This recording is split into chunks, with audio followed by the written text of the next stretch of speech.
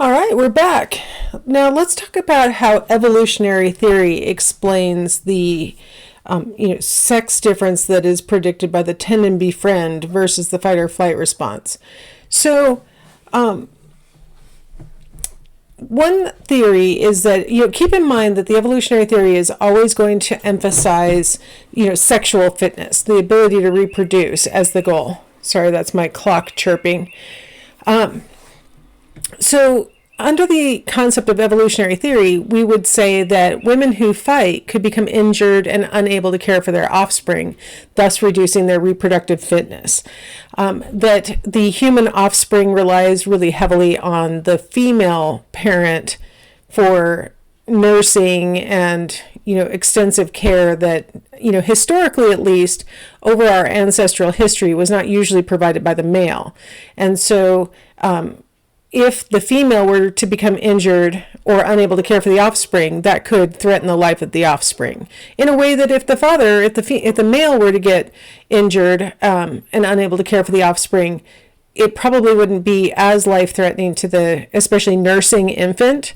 So there's like a sex difference in how much it would impact the offspring, at least in ancestral terms. Women who flee as a response to something threatening could leave their offspring unprotected. She's so panic-stricken or is so determined to get away from the stressor that she may not be able to gather up her children and take them with her. She just flees. And in that situation, her offspring might be unprotected and would be vulnerable. And again, that reduces her reproductive fitness. You got to remember back to the chapter on male-female differences and the discussion about how, for a female, each individual offspring is a huge risk to her life and her fitness, whereas for males, it's not like that. And so each offspring is particularly valuable to the female of the species, according to this theory, in a way that it isn't to the male of the species because of the physical investment that constitutes female reproduction. So this theory is always going to take that perspective, right? That the behaviors that we see today are evidence of the pressures that our ancestors were under. And some of the pressures that our ancestors were under are different for males than they were for females. And so what we're seeing in males today, this fight or flight response, this tendency to try to protect the family, maybe, or to protect the village, which is the larger family, or to flee when it's hopeless, that those things were probably adaptive for males because of their role in the culture. And for females, tending and befriending was a better strategy because one of the things that will help to ensure that the offspring survive, even if the male is no longer there to provide, is that I've got connections and I've got people who care about me because I've shown them support when they're under stress, and then they help me when I need help. And these kinds of things go back and forth so that in the long run actually protects the interests of the offspring for the female to have this tend and befriend strategy. So that's the interpretation that the evolutionary theorists would provide for why we might see a difference between males and females. There's a lot of controversy surrounding this notion that there are two different responses to stress and that males and females tend to display different responses to stress. So these are theories. These are things that have been offered to explain behaviors that have been observed. These are not necessarily, we never know which theory is, ultimately right or whatever, because there's no such thing as, proving a theory. All you can do is provide support, or you can refute theories. So that's what these are.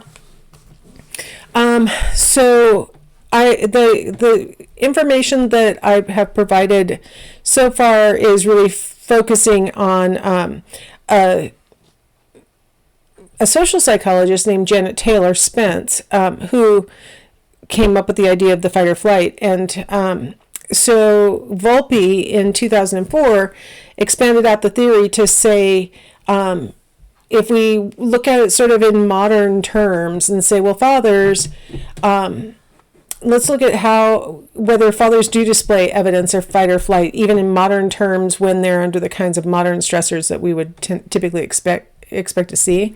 And what we see is that fathers who are stressed by work, in Volpe's research, showed a a tendency for social withdrawal, what you might characterize as flight. At least it's emotional flight, even if they aren't physically fleeing, right? They found that those who were stressed by interpersonal conflict tended to project their reaction and become argumentative. Oh my gosh, this is so funny because I just got in an argument with my husband this morning that I swear is exactly what that is. I kind of wasn't really thinking about that until just this moment, that, fathers who are stressed by interpersonal conflict, when they are feeling like they're being kind of trapped by the situation, like they need to fight, they will take what could be just a normal discussion, project the stress that they're feeling onto their arguing partner, and make it into more of an argument. Turn it into, like, I don't want to say fight because we're using the word fight to mean like something physical, but I mean, like, now it's gotten a lot more escalated than it could have been if the person, if the father in this case hadn't projected their feelings, their reaction onto their arguing partner. So fathers in Volpe's study showed one tendency, and mothers showed that no matter what the source of the stress was, mothers tended to show this tend and befriend response, where they showed more affection to their children, more love to their children when they were under stress, whether it was interpersonal stress or it was stress from work. They tended to cope with it by displaying what Taylor had predicted that they would display. So while it's controversial and some people don't really like that model, it has got some support for it that is, scientifically based. So anyway, back to stress. And so what if you're under stress? I mean, clearly the body was designed to cope with stress, and the world is full of things that can make us feel stressed. So what's the problem? I mean, this is what we're designed for. Well, really, the problem, I think, it lies in sort of those chronic daily hassles, those major life events that are really demanding a lot of ongoing change and adaptation, stuff like that. That causes a prolonged experience of stress that then can lead to elevated blood pressure, which then can lead to coronary heart disease. So what we're talking about is, chronic, ongoing kinds of stress can have psychological or physical problems, not just psychological. And it turns out that different personality types react differently to stress. You may have heard of type A and type B personalities. I think a lot of times they're misrepresented in the media, so you might have gotten an incorrect impression of what it means to be a type A and a type B personality. Type A personalities are hard driving, they're perfectionistic, they are very self-critical. They think everybody else is going to criticize them at the level that they criticize themselves. Whereas type B personalities are a little bit more relaxed about all of that sort of thing. They're not as perfectionistic. They're willing to accept the fact that there might be some mistakes or some flaws in whatever they produce. They're not as time conscious. They're not as competitive. Sometimes people will characterize type B as being laid back, which I think might invoke an incorrect impression in a person's mind. I don't think it's not like they don't care about goals or success or something like that, but it's not everything for them. Like, they want to be their best selves, but not necessarily at the expense of other aspects of their lives and personalities. So it's kind of a difficult thing to describe without making it sound like goal-oriented and not. Well, that's not really type A and type B. Type A is I think one of the key things to keep in mind is the perfectionism in type A, and the single-mindedness that they might display. Now, you may not have heard of type D personality. We're going to do a little, I wanted to do a little test, but apparently we have the score first. So hold on, I'm going to pause you and get the test. I'll be right back. All right, we're back. Sorry about that. Hopefully it was reasonably seamless for you and less harried than watching it on my side. So let's talk a little bit about the type D personality type, and I think the easiest way to explain it is to actually test ourselves with it. So as usual, we have a little Likert type scale here ranging from, in this case, 0 to 4. 0 means false, 4 means true, 2 means neutral. And then they've got interesting labeling on 1 and 3. Rather false, rather true.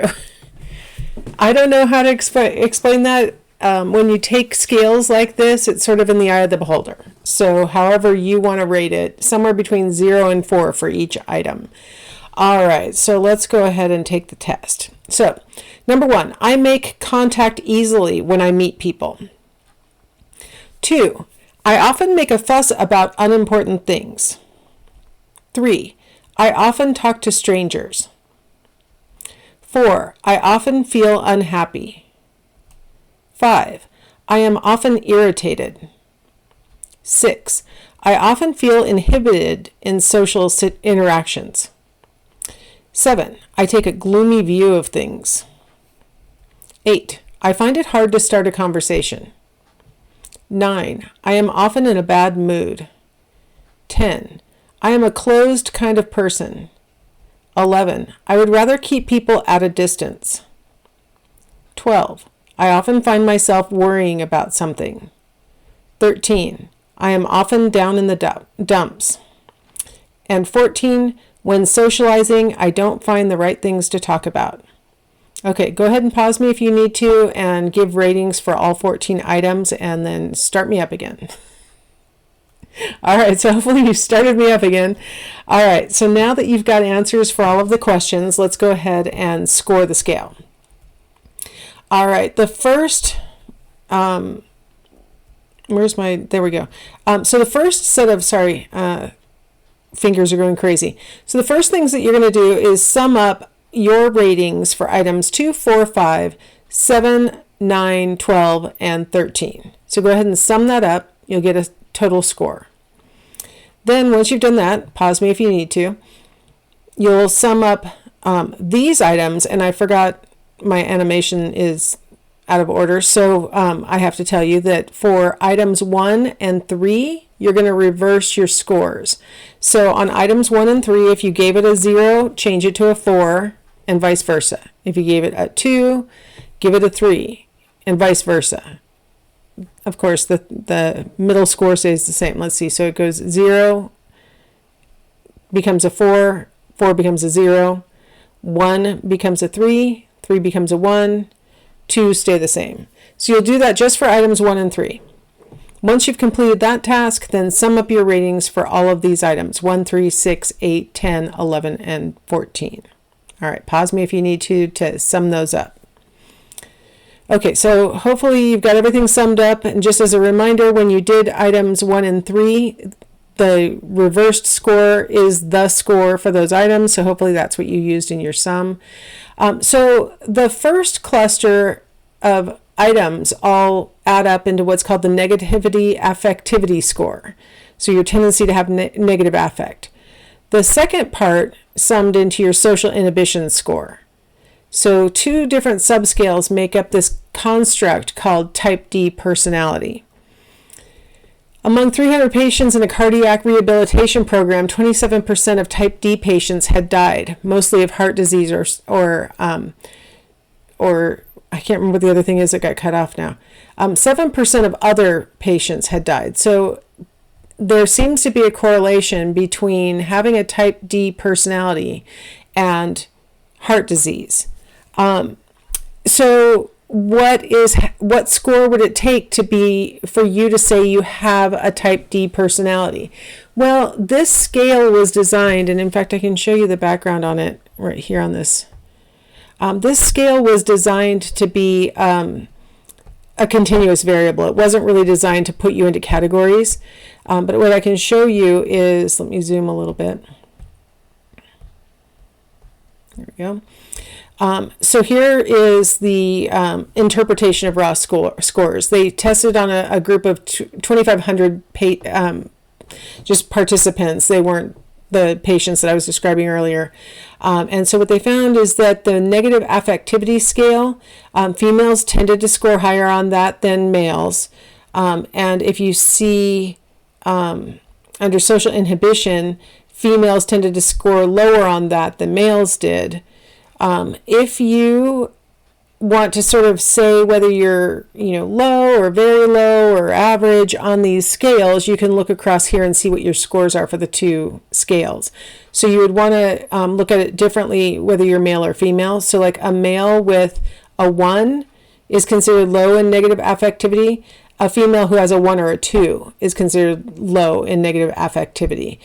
So that's how you want to make sure you're you want to go down the row that is for your sex to be able to interpret it that way.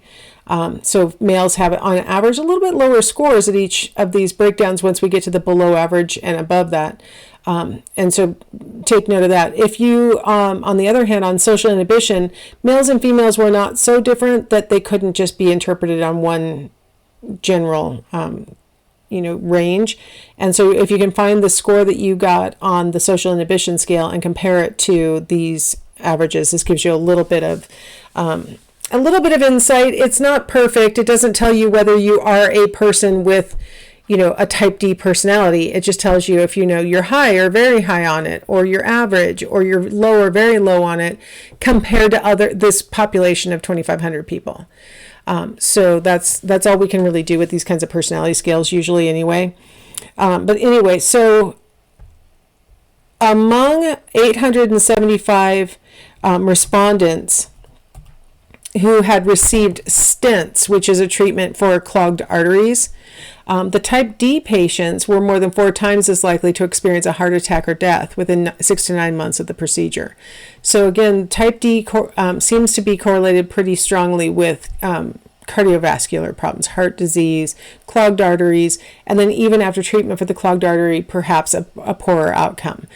So just something to consider as personality variables that correlate with physical health pretty well. So let's go ahead and enjoy a little cartoon, and then we will start another topic on the next video. So your problem, Mr. Fitzhugh, is that you're a type A personality in a Model T body, right? We don't want to put too much stress on these personality types as far as physical health, because behaviors and genes and all sorts of other factors go into determining your health in the long run. So let's be careful. If you did score in the high range on the type D personality trait, don't think to yourself, well, that's it, I'm going to get a heart attack. It doesn't mean that. There are so many variables that go into these outcomes. All right, so I will see you in the next video.